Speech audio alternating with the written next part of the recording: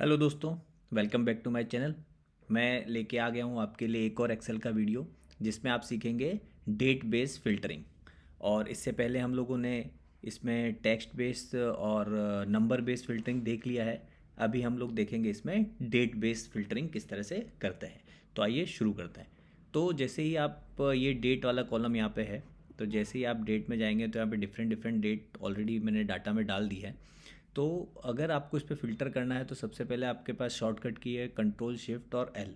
जैसे आप दबाएंगे तो आपका जो टॉप वाला रो है उसमें फ़िल्टर अप्लाई हो जाएगा। फ़िल्टर अप्लाई होने के लिए आपको ये डाउन साइड ट्राइंगल आपको दिखाई देगा, इसका मतलब फ़िल्टर लगा हुआ है। ठीक है। फिर जैसे ही आप क्लिक करेंगे डेट पे, डेट फ़िल्टर पे क्लिक करेंगे तो आपके पास इस तरह से ऑप्शन आएगा। जैसे अभी जो मेरी ईयर है, मेरे जो डाटा में जो ईयर है वो 2020 है और उस 2020 में टोटल ये मंथ मैंने लिए हुए हैं।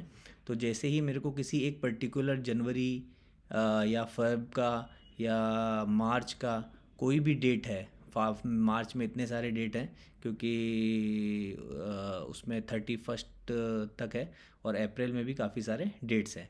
तो जिस भी डेट का मेरे को डाटा देखना है उस पर मैं वहाँ पे क्लिक करके और देख सकता हूँ। सपोज़ मैं सेलेक्ट ऑल करता हूँ और पर्टिकुलरली अगर मेरे को देखना है मार्च में ऑन द लॉकडाउन टाइम, तो अगर मैं इस पर जैसे ही क्लिक करूँगा तो फ़िल्टर अप्लाई हो जाएगा। तो आप देखेंगे यहाँ पे 23 मार्च 2020 के बाद के सारे मेरे डाटा आ गए हैं और इसमें जो भी रिजल्ट है वो सिर्फ 23 मार्च 20 का ही दिखाई देगा, बाकी सब हाइड हो जाएगा। ठीक है। इसी तरह से हम लोग और डेट बेस फिल्टरिंग कर सकते हैं। इसी तरह अगर हम लोग देखेंगे तो यहाँ पे एक माइनस का साइन आ रहा है, मतलब यहाँ से कोई डेट मैंने सेलेक्ट किया हुआ है इसलिए ऐसा साइन है। अभी मैं सेलेक्ट ऑल करूँगा तो फिर से वो पूरा डाटा जैसा पहले था वैसा आ जाएगा। ठीक है। अभी आप देखेंगे तो फिर से वही सेम डाटा मेरे पास फिर से आ गया है। अभी इसमें अगर आगे बढ़ते हैं, इसमें एडवांस फीचर और क्या क्या है तो वो मैं आपको बता देता हूँ। जैसे ही आप यहाँ पे क्लिक करते हैं और सपोज़ आप एक मंथ सेलेक्ट करते हैं, जैन। ओके। तो जैन में सिर्फ एक ही रिपोर्टिंग है, एक ही डाटा अवेलेबल है, वो ये है। ठीक है।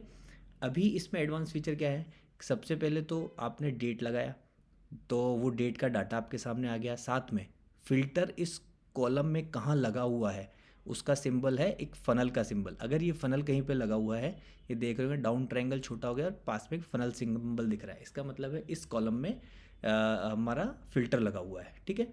इस तरह से आप आइडेंटिफाई कर सकते हैं कि कहाँ पे फ़िल्टर लगा हुआ है। अभी मैं सब कुछ सेलेक्ट कर लेता हूँ। ओके। तो जैसे अभी आप देख रहे हैं अभी सारा डाटा मेरे पास है। अभी मैं इसमें कहीं पे भी डाटा देखना हो तो मैं फ़िल्टर कर सकता हूँ। इसके साथ साथ इसमें एडवांस फीचर क्या है वो यहाँ पे आपको दिखेंगे, ये चूज़ वन करके दिख रहा है आपको। जैसे ही आप इस पर क्लिक करेंगे तो यहाँ पे आपके पास मल्टीपल ऑप्शन आ जाते हैं कि कौन कौन सा आप डेट बेस फ़िल्टर कर सकते हैं। तो जैसे सबसे पहला ऑप्शन है इक्वल। अगर मैं इक्वल पे क्लिक करता हूँ और यहाँ पे कोई डेट डालता हूँ, सपोज़ 29। ओके। जैसे ही मैं 29 डालता हूँ तो 29 का कोई भी डाटा अवेलेबल नहीं है, इसलिए यहाँ पे कोई डाटा आया नहीं है। मैं सपोज यहाँ पे डालता हूँ 30। 30 का भी कोई डाटा नहीं है। तो यहाँ से मैं सेलेक्ट भी कर सकता हूँ। सपोज़ यहाँ पे मैं अगर सेलेक्ट करता हूँ तो पूरा डेट सेलेक्ट करना पड़ेगा एक्चुअली, इसलिए वो नहीं आ रहा था। तो जैसे अगर मैं यहाँ पे डाउन एरो पे क्लिक करता हूँ तो यहाँ पे मेरे को बहुत सारे डेट दिख जाएंगे, जितने भी डाटा अवेलेबल है जिस भी डेट के वो सारा यहाँ दिख जाएगा। सपोज़ मैं ये डेट सेलेक्ट करता हूँ तो यहाँ पे ये डाटा जैसे ये करेंगे तो ये सामने आ जाएगा आपके कि इस डेट में कितना सारा डाटा आपके पास अवेलेबल है।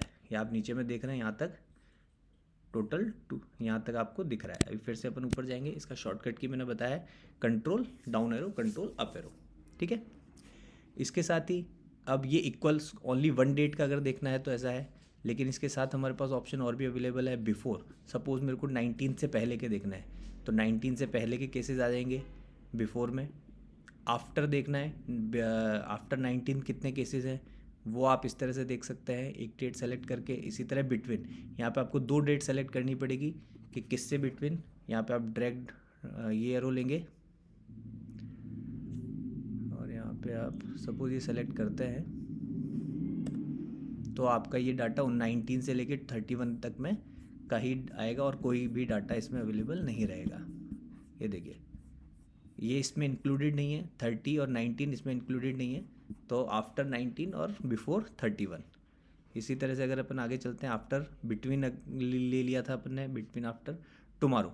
ये टुमारो जो है, टुमारो, टुडे और यस्टरडे, ये जो डेट हमारे पास शीट में अवेलेबल है वहाँ से नहीं है। जैसे सपोज आज डेट है Feb 8, तो ये टुमारो मतलब 9 Feb का डाटा दिखाएगा, जो कि अभी हमारे पास अवेलेबल नहीं है। ठीक है, इसी तरह टुडे, टुमारो, जो भी आज का जो करंट डेट है ये उसका डाटा लेगा, टुमारो, टुडे, यस्टरडे।